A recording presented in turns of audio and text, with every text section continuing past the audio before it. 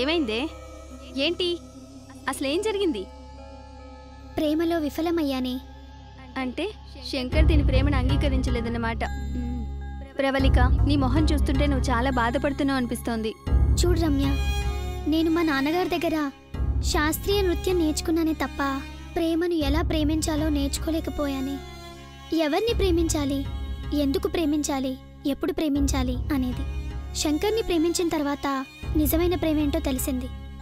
ముందు నా తల్లిదండ్రుల్ని ప్రేమిస్తున్నాను, నా స్నేహితుల్ని ప్రేమిస్తున్నాను, సాంప్రదాయ కళని ప్రేమిస్తున్నాను, నా దేశాన్ని ప్రేమిస్తున్నాను, నా జాతీయ జెండాని ప్రేమిస్తున్నాను. అంతకు మించి ప్రేమించేందుకు ఇంకేమైనా ఉందంటే అది అబద్ధమే.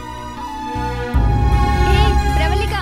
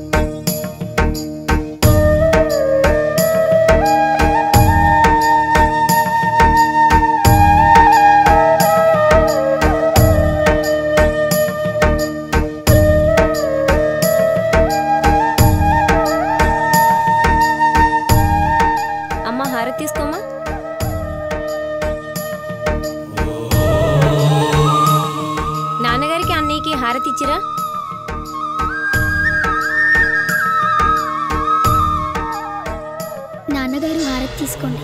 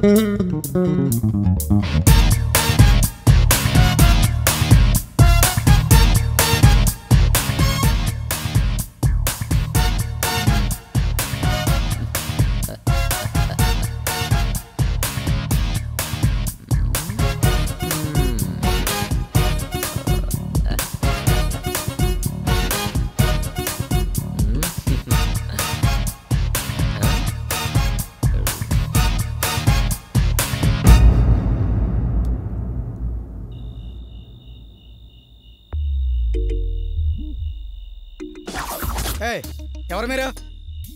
మేమేం సైంటిస్ట్లమా, కనబడట్లే ఫ్యాక్షనిస్ట్లం అన్న.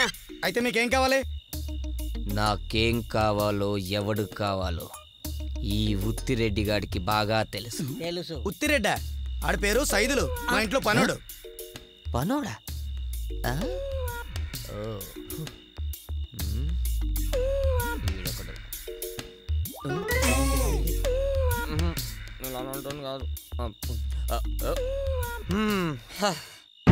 సీమలో ఎవ్వరి పేరు చెబితే బట్టల షాపు వాళ్ళందరూ భయపడతారో, ఎవ్వరి పేరు చెబితే హ్యాపీగా ఊర్లో వాళ్ళందరూ బట్టలు కుట్టించుకుంటారో ఆ బట్టే ఈ ఉత్తిరెడ్డి గాడు కుట్టిన ఈ బట్ట.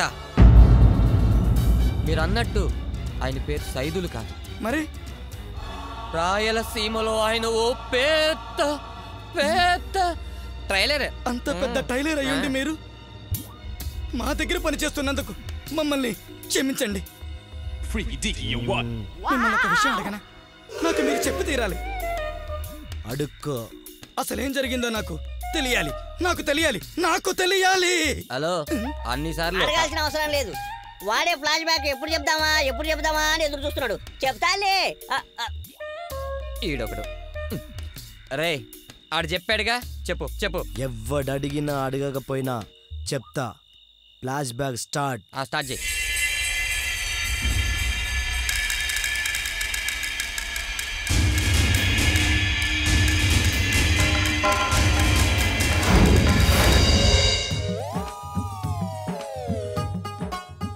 రాయలసీమలో నేను పెద్ద పేరు మోసిన టైలర్ని. రాయలసీమలో చుట్టుపక్కలంతా నా దగ్గరికి బట్టలు తీసుకొని వచ్చి కుట్టి ఇవ్వమంటారు. అలా ఆది సోమ మంగళరెడ్డి వాళ్ళ నాన్న కూడా నా దగ్గరికి ఒక జత బట్టలు తీసుకొని వచ్చాడు. ఆ జత బట్టల వల్లే ఇన్ని ప్రాబ్లమ్స్. కానీ ఒక రోజు ఏంట్రా నువ్వు పీకేది? నువ్వు పీకేదేట్రా నా పంచి మీద అంచు? ప్యాంటు వేసుకోవడం చేత కానీ ప్రతి ఒక్కడు ప్యాకిలిస్తాను. పంచిని చూస్తే చాలు ప్యాంటు మీద వేసుకున్నాడు ప్రతి ఒక్కడు ఫ్యాక్టరీ చెప్తాడే. రేయ్, నీకు నిజంగా దమ్ముంటే నా పంచి నువ్వు కట్టుకుని చూపించు, నీ ప్యాంటు వేసుకుని చూపిస్తా. ఛాలెంజ్.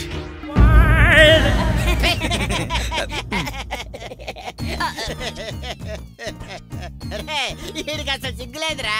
అదే నేనైతేనా ఆ ప్యాంట్ అక్కడే వదిలేసి కట్రాయితో తిన్నగా ప్యాంటు కుట్టోడి దగ్గరికి వెళ్ళి అడ్డంగా మటర్ చేసేవాడిని. అంతవరకు నేను ప్యాంట్ వేసుకున్నాను కదా. అసలు ఏ రోజు వేసుకున్నావని? నువ్వు ప్యాంటు వేసుకోకుండా మర్డర్ చేస్తావు, నేను ప్యాంటు వేసుకుని ఆ టైలర్ ని మర్డర్ చేస్తా. నీకు నాకు అదే తేడా. తిండ్రా బండ్లు. నేను శనికేశ్వర్ రెడ్డి పరువు తీయడానికి కొండారెడ్డి దగ్గర తొత్తుగా మారి ఓ దుర్మార్గానికి ఒడిగట్టానని రాయలసీమంతా కోడాయి కూసింది. మీరెన్నైనా చెప్పండి, నేను మాత్రం కావాలనుకుంటలేదు. 30 నడుమైతే 40 గుట్టా. బెల్ట్ పెట్టుకుంటాడు అనుకున్నా, కానీ నాకు తర్వాత తెలిసింది బెల్టే కాదు లోపల బనీను మొల్తాడు డ్రైవర్ కూడా వేసుకోవడం. ఆ కారణం వల్ల రాయలసీమలో పెద్ద టైలర్ గా బతకాల్సిన నేను అలా మీ దగ్గర పనికి చేరాల్సి వచ్చింది. ఆ రోజు శనికేశ్వరరెడ్డి పరువు పోయిందని నన్ను ఎక్కడ చంపేస్తాడనే భయంతో మీ దగ్గర పనికి చేరాల్సి వచ్చింది. Flash back end. ఆపండి. మీరు ఒక ఫ్యాక్షనిస్టులు, మీకు ఒక ఫ్లాష్ బ్యాక్. ఈ ఏరియాని వదిలి అర్జెంట్గా ఖాళీ చేయకపోతే నా ఫ్లాష్ బ్యాక్ గురించి మీకు వినిపించాల్సి వస్తుంది. నా డైలాగ్లను నువ్వు దొబ్బేస్తావేంట్రా? పెట్టాల్సింది నాకు కాదు, ఆయనకి. నమస్కారం. వచ్చేరు, నువ్వు కూడా పెట్టొచ్చాయి. ప్రేమ అనేది 2 హృదయాలకు సంబంధించిన స్వేచ్ఛ కాదు సార్, 2 కుటుంబాలకు సంబంధించిన బాధ్యత అనేది నా నమ్మకం. నాకు తెలిసినంత వరకు మీ అమ్మాయి నన్ను ప్రేమించడానికి ఖచ్చితంగా నేను కారణం కాదని నమ్ముతున్నాను.